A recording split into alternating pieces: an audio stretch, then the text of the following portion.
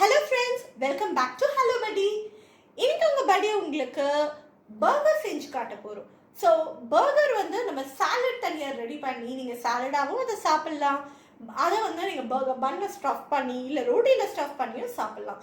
So இப்போ உங்களுக்கு burger எப்படி செய்யறதுன்றதை குயிக்காக பார்க்கலாம். ஸோ இப்போ நம்ம ஒரு பவுல் எடுத்துக்கிறோம். இப்போ இந்த பவுலில் கேப்சிகம் எடுத்து வச்சுருக்கேன், கேரட், லெட்யூஸ் எடுத்து வச்சுருக்கேன். நான் ரொமேன் லெட்யூஸ் எடுத்து வச்சுருக்கேன். நீங்கள் எந்த க்ரீன் லீஃப் வேணாலும் எடுத்துக்கலாம், பாலக் கூட யூஸ் பண்ணலாம். புதினா இருந்தால் புதினா கூட சேர்த்துக்கலாம் நீங்கள். நான் அதே போல் ப்ரொக்கோலி எடுத்து வச்சுருக்கேன். நீங்கள் ப்ரொக்கோலி இல்லைன்னா அது ஆப்ஷனல், இதை அவாய்ட் பண்ணிக்கலாம். நீங்கள் இது போல் லைட்டான வெஜிடபிள்ஸ் எடுத்துக்கோங்க. ரொம்ப ஹெவியான வெஜிடபிள்ஸ் வச்சுக்கிட்டு அது பாயில் ஆகிறதுக்கு நமக்கு வந்து பர்கரில் ஸ்டஃப் பண்ணுறதுக்கு கஷ்டமாக இருக்கும். இந்த பவுலில் நான் எல்லா வெஜிடபிள்ஸையும் ஆட் பண்ணிக்கிறேன். இப்போ நான் ஆலிவ்ஸ் ஆட் பண்ணிக்கிறேன். இது உங்ககிட்ட இருந்தால் நீங்கள் ஆட் பண்ணிக்கோங்க, இல்லைன்னா ஆப்ஷனல் தான். நான் ஒரு 4 to 5 ஆலிவ்ஸ் ஆட் பண்ணிக்கிறேன். நீங்கள் ஒரு 3 க்ரீன் சில்லிஸை கட் பண்ணி இதில் சேர்த்துக்கோங்க. 1/2 டீஸ்பூன் அளவுக்கு சோயா சாஸ் ஆட் பண்ணிக்கிறேன். அப்படி இல்லைன்னா 1 டீஸ்பூன் அளவுக்கு தயிர் அண்ட் அது கூட வந்து கொஞ்சமாக ஒரு 1/2 டீஸ்பூன் அளவுக்கு லெமன் ஜூஸ் சேர்த்துக்கோங்க. இப்போ நான் இதில் ஒயிட் பெப்பர் சேர்த்துக்கிறேன். நீங்கள் ஒயிட் பெப்பர் இல்லைன்னா நீங்கள் வந்து பிளாக் பெப்பர் 1 டீஸ்பூன் சேர்த்துக்கோங்க. தேவையான அளவு சால்ட் சேர்த்துக்கோங்க. இப்போ நான் இதை வந்து மைக்ரோவேவில் ஹீட் பண்ணி எடுக்க போகிறேன். இப்போ இது பார்த்தீங்கன்னா உங்களுக்கு நல்லா செமி பாயில்ட் ஆகிடுச்சு. இப்போ நான் இதில் வந்து அவகேடோ சங்க்ஸ் எடுத்து வச்சுருக்கேன். நீங்கள் அவகேடோ ஃப்ரூட் இருக்குது பார்த்தீங்களா, அந்த ஃப்ரூட்லேருந்து அதோடைய சதைகளை நீங்கள் இது போல் எடுத்து நசுக்கி எடுத்து இதில் சேர்த்துக்கோங்க, ரொம்ப நல்லது.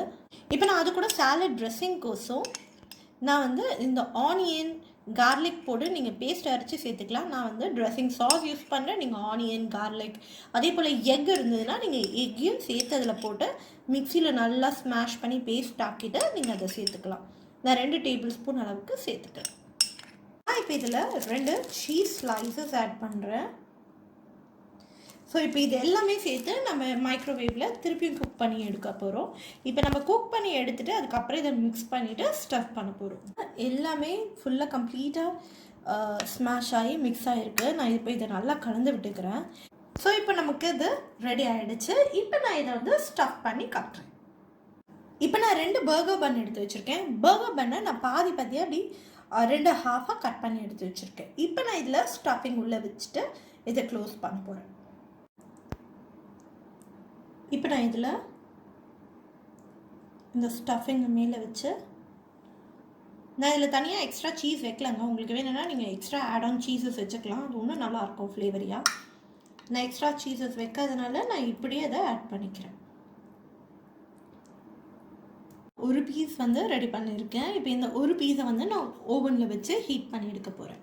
நம்ம வந்து பர்கர் பன்னில் தான் பண்ணணுன்றது இல்லைங்க. நம்ம வந்து ப்ரெட்டில் பண்ணலாம், ப்ரெட் ஸ்லைசஸில், அதே போல் ரோட்டீஸ்லேயும் பண்ணலாம். இப்போ நான் ரோட்டி ஒன்று எடுத்து வச்சுருக்கேன். இப்போ இந்த ரோட்டிலையும் நான் ஸ்டஃபிங் வச்சு இதை ரோல் பண்ண போகிறேன்.